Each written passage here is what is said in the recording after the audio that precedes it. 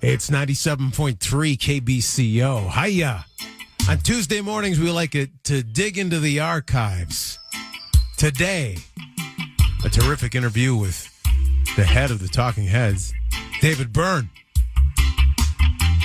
This interview was recorded 6 years ago, but it sounds like it was recorded yesterday. Here's David Byrne, 97.3 KBCO. Hi, David. It's Bret in Denver. How are you?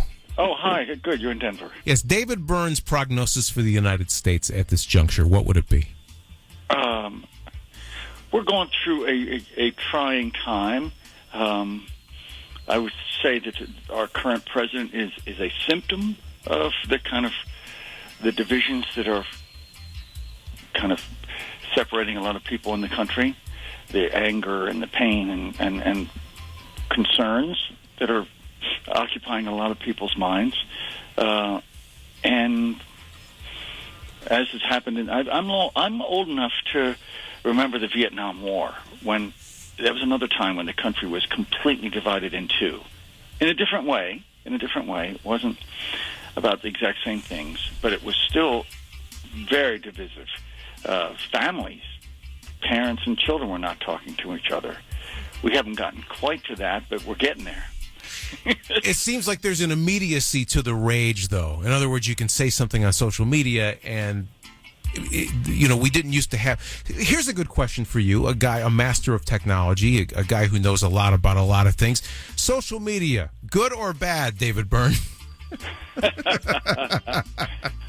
I think it's, I don't touch it myself, but folks in my office post things on my behalf.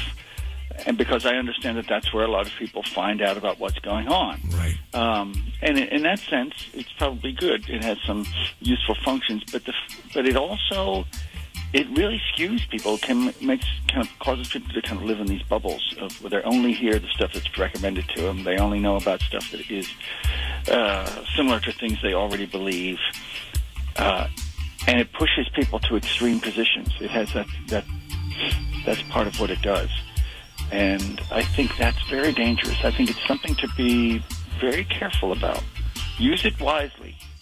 You have been one of my guides in life in terms of discovering more about the world. I didn't know anything about Caetano Veloso before you recommended him to me.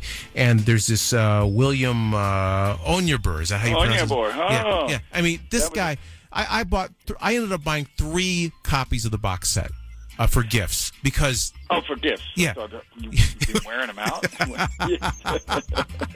Because the music speaks so much to me, and I'm so grateful to you, not just for the music that you create, but also for the music that you share with the world. It seems like you are we talk about being in bubbles. You seem to be a pathway to burst those bubbles, if you will.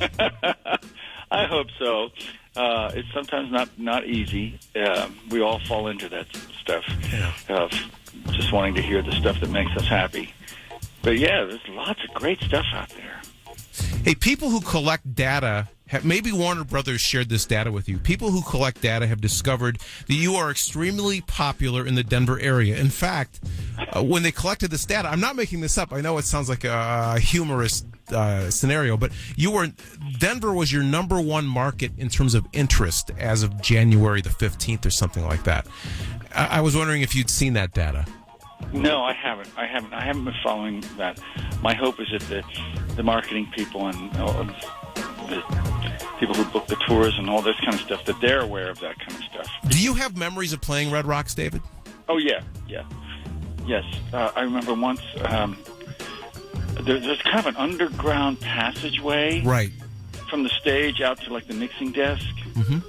And I remember I did something like that, where I like went through the audience or whatever, and there were I swear I came upon a couple who were making love on the ground in the middle of the audience, just going right at it.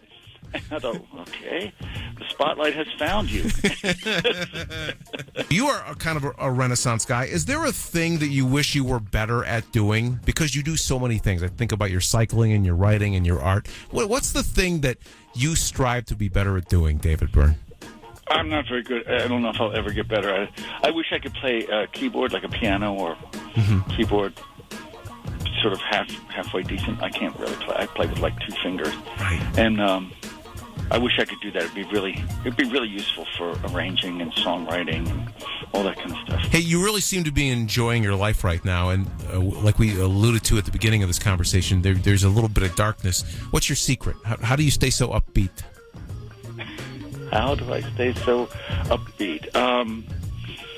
Wow.